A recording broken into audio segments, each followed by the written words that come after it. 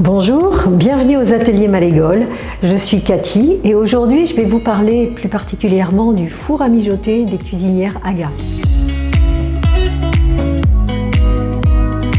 Alors une cuisinière Aga, je vous le rappelle, ça n'est pas une cuisinière sur laquelle vous allez avoir un bouton de thermostat qui va vous permettre de régler la température du four.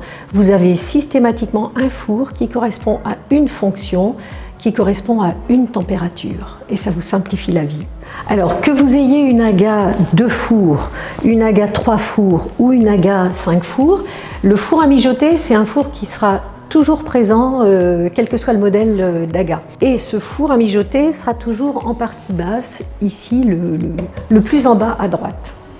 Alors allons-y, on ouvre la porte du four à mijoter pour découvrir la cavité en fonte. Et on va vite comprendre que le rayonnement se fait sur les 5 faces, autant par le plafond, la sole, les côtés et le fond. Le volume que nous offre ce four à mijoter, on a un cube de fonte qui est dans le sens de la profondeur, donc c'est comme si on avait une cocotte géante. Donc je viens sur les ergots qui sont de part et d'autre du four, glisser la plâtrerie.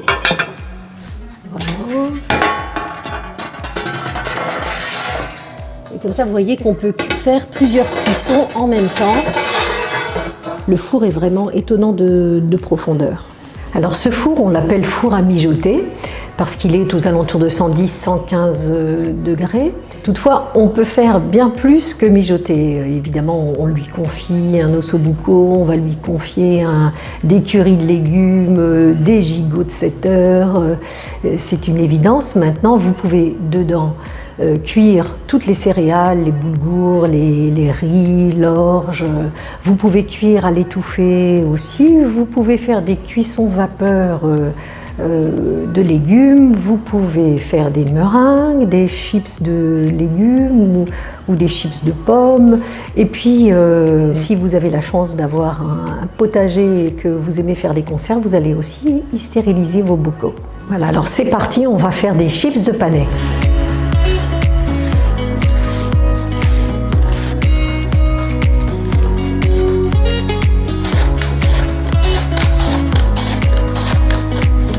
Je vais les masser avec un petit peu d'huile d'olive. Voilà, ça permet de les dissocier plus facilement. Voilà, je vais prendre la tôle à pâtisser qui est livrée avec votre Aga. Je dispose un tissu qui est enduit de silicone. Vous pourriez tout aussi bien mettre du papier sulfurisé. Et puis après, on y va. Alors les petits chips comme ça, vont rétrécir, on peut vraiment les coller à la cuisson, ça va vraiment rétrécir. Je crois que ça se voit encore plus quand on fait des chips de betterave. Voilà, on va faire son petit puzzle. Et voilà, on va enfourner, donc on va mettre les chips le plus haut possible vers le plafond du four à mijoter de manière à ce que la chaleur soit le plus près possible des aliments à dessécher. Et voilà. Donc tout à l'heure, je vous ai parlé de meringues, chose promise, chose due. J'ai préparé mes 4 gros blancs d'œufs. Je vais mettre une petite pincée de sel pour les monter fermes en neige. Ensuite, j'ajouterai doucement les 250 g de sucre.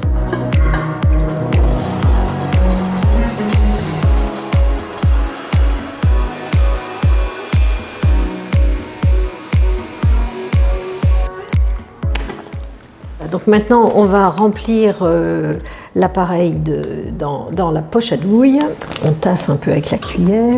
Alors même chose que pour les chips, on utilise une tôle à pâtisser, un tissu enduit de silicone ou du papier sulfurisé. On prend la poche à douille qu'on a entaillée et on y va.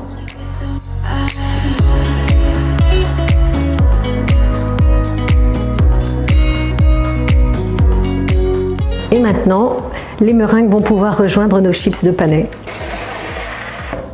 Alors maintenant, je vais vous montrer comment on cuit certains légumes dans ce four à mijoter pour en obtenir des saveurs optimales. Donc là, on est en pleine saison, je démarre avec les asperges. Les asperges, je les lave toujours avant de les éplucher, comme ça me permet de récupérer les épluchures, de les passer à l'extracteur de jus pour faire une petite sauce si je le souhaite, ou de les utiliser dans un petit bouillon pour préparer un petit consommé.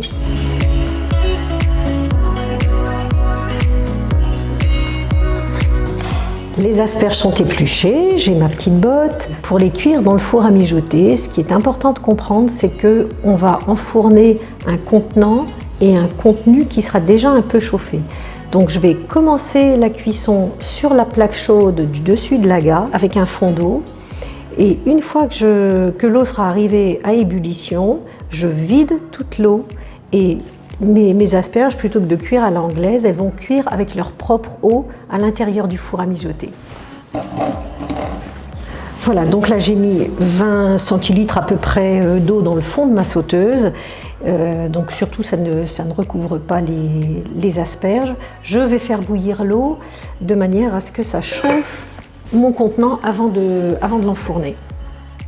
Donc j'ajoute juste un petit peu de sel et je ferme le couvercle sur mes asperges qui vont donc cuire avec toute l'eau qu'elles contiennent. Donc à ce stade, je me rends compte que l'eau bout, donc je vais aller tout de suite la vider dans le timbre d'office pour n'enfourner que mes asperges. J'ai disposé la sauteuse le plus possible dans le fond de mon four à mijoter, de manière à laisser un maximum de place disponible pour enfourner les autres légumes. Je vais aller jeter un coup d'œil à mes chips de panais, parce que c'est bien de les retourner à mi-cuisson, de manière à ce que le dessèchement soit équilibré entre le recto et le verso. Voilà, c'est très bien. Voilà, on voit qu'ils ont déjà pris une petite forme qui se recroqueville et on voit déjà le rétrécissement, ce que je vous ai dit tout à l'heure. Et voilà, c'est parti pour une deuxième partie de cuisson. Donc maintenant on va attaquer les carottes. Pour tous les légumes racines, si on voulait faire des panais ou des betteraves, on les épluche.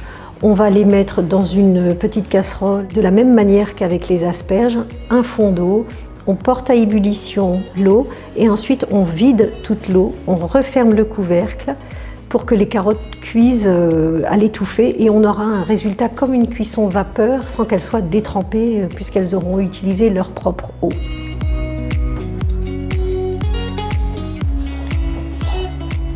Alors quand vous avez des petites carottes bio, vous pouvez juste les brosser, éviter de les éplucher. Voilà, alors les carottes dans une casserole, un fond d'eau. Voilà, donc là j'ai laissé les carottes entières. Si j'étais pressée, je les aurais taillées ou en rondelles ou en bâtonnets pour gagner du temps de cuisson. Donc là, directement sur la plaque rapide, donc 360 degrés, ça correspond à un feu gaz vraiment très puissant. Donc je vous montre, j'ai vidé toute l'eau des carottes. Ma plaque rapide a chauffé à la fois mes carottes et mon contenant. Je vais pouvoir enfourner dans le four à mijoter. Les carottes vont rejoindre les asperges. Quand on veut cuire un chou émincé dans l'aga, on n'a pas besoin de le passer par l'eau chaude pour le blanchir. On peut aller directement le faire tomber dans une sauteuse avec un petit oignon et des épices. Et ensuite, on ira le finir dans le four à mijoter. Il sera tendre à souhait et très digeste.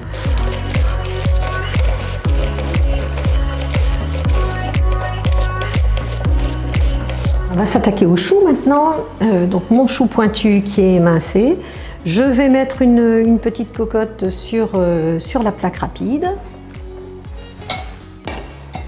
J'ai préparé des échalotes, un peu de cébette, une petite gousse d'ail frais, un peu d'huile d'olive. Donc là, les échalotes, je les mets tout de suite parce que quand on attend que l'huile chauffe, après ça éclabousse, ça colore un peu vite. La plaque est tellement rapide de toute façon qu'on entend très vite que ça fristouille gentiment et la coloration va arriver très vite.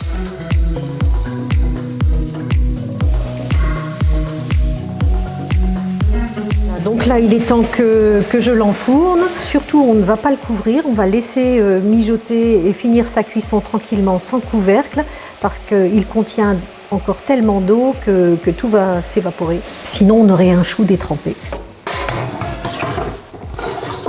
On jette un œil à nos chips de panais. Et ben voilà. Donc là, c'est ce qu'on attendait. On a eu un rétrécissement qui est quand même assez spectaculaire par rapport à ce qu'on avait déposé sur le plat tout à l'heure. Et donc, on rajoute un petit peu de sel. Et si on a le droit, on appelle les copains pour l'apéro. C'est prêt. Donc tout à l'heure, j'ai formé des toutes petites meringues. Donc 1 heure, c'est largement suffisant à 110 degrés. Je vais aller les enlever. Voilà, donc elles sont hyper légères, on a juste envie, c'est de croquer dedans ou d'aller les tremper dans du chocolat. Mais on va plutôt aller voir nos carottes. Tadam! Alors là, venez voir la couleur. Je contrôle la consistance, voilà, mon couteau s'enfonce. J'ai juste une toute petite résistance et je sens que c'est fondant, c'est cuit à cœur. Donc là, je vais aller mettre un tout petit peu de beurre pour les rendre brillantes. C'est encore plus appétissant. Évidemment, le beurre a fondu tranquillement sur l'entablement de la gare, sans surveillance. Tout petit peu de sel, un petit tour de moulin à poivre. Et j'ai ciselé un tout petit peu de ciboulette. Et voilà, c'est pas appétissant? Voilà, je pense que là, c'est le moment est venu de sortir le chou du four. Donc j'avais mis un petit peu de nigel dedans, c'est ça les petits grains noirs. En remuant, je me dis que c'est frustrant de ne pas pouvoir vous donner les odeurs à travers une vidéo. À la fourchette, c'est que je sens la consistance. Comme les carottes tout à l'heure, je sens que c'est cuit. Pour autant, il y a une petite fermeté, donc on va avoir une belle mâche sous la dent. Alors j'ai procédé avec le chou comme j'aurais procédé avec des champignons ou avec des endives, c'est-à-dire tous les légumes qui comportent énormément d'eau. Donc ces légumes, on pourra les colorer sur le dessus sur la plaque rapide et ensuite les terminer sans couvercle dans le four à mijoter. Si on les couvre, on va perdre tout le résultat de la coloration et on aura des légumes détrempés.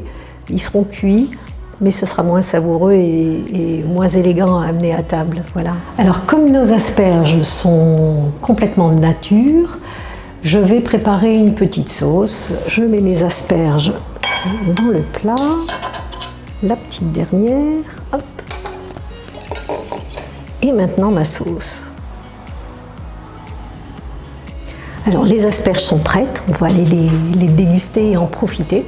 Quant à vous, si vous souhaitez aller plus loin dans votre découverte des cuisinières Aga, je vous invite sur notre site internet à découvrir nos autres vidéos ou à vous inscrire à une de nos démonstrations qui ont lieu chaque mois quasiment, soit à Rennes, soit à Lannion. À bientôt!